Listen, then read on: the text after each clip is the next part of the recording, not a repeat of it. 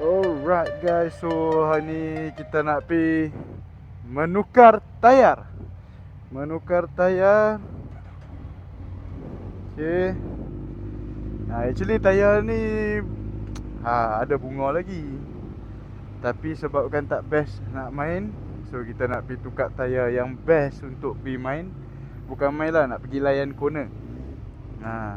Okay, tayar Angel GT ni tayar touring. So bila kita main, bila kita layan corner tu, dia agak geli-geli sikit. Bila dia rasa geli-geli sikit tu, masalah lah bila nak main. Alright, so kita nak pi tukar tayar ni dekat Shah Alam.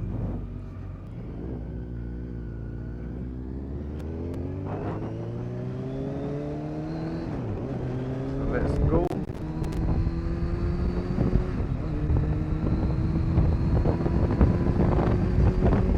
Actually tayar ni best, Angel GT ni. Sebenarnya aku dah pakai tayar ni 2 tahun. Motor ni pun aku buat bukanlah buat motor daily. Motor ni motor weekend. Kadang-kadang balik kampung, distance daripada KL sampai Alostar apa semua tu kita jauh. So memang tayar ni recommend lah untuk pakai. Motor ni pun dah bau 10,000 bergerak daripada tangan aku lah.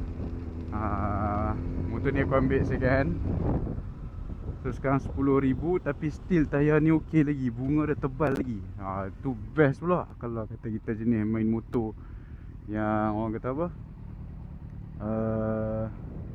ada jimat-jimat tu, jaga kewangan tu, motor ni best. Tayar ni best lah Angel GT ni.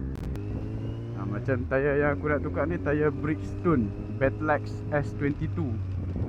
Kalau ikutkan plan asal nak pakai S23. Tapi S23 tak masuk Malaysia lagi. Supplier Malaysia tak buat masuk lagi. Kedai-kedai yang ada pun cakap kalau nak dia pun kena order. So bila order dekat luar, bukan direct dengan supplier, harga dia of course lah confirm mahal bang.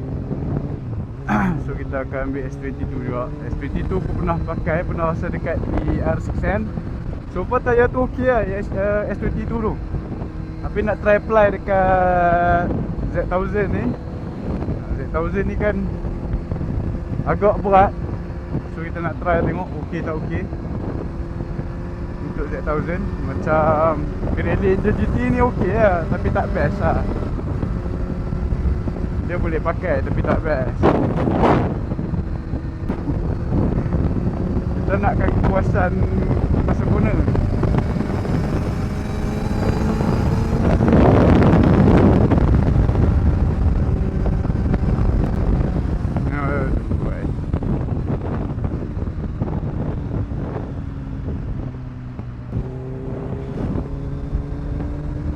Melayu.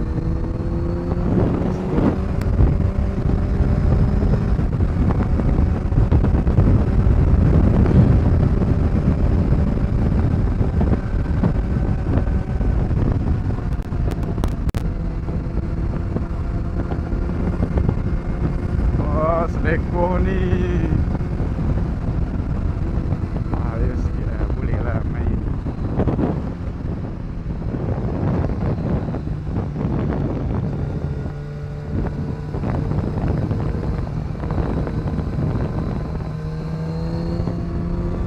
Okay.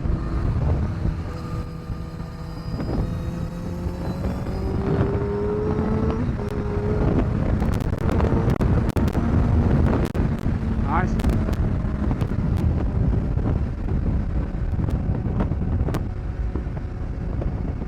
Okey je tayar ni layan. Ngam. Nak sampai dah sikit lagi.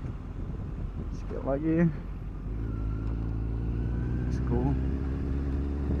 Ni dapat juga jalan mudah. Kalau tidak itu mak memusing. Biasalah Waze ni ada hari dia bagi aja sama. Ada hari dia menyusahkan kita. Sudah sampai sepatutnya. Alright, sampai.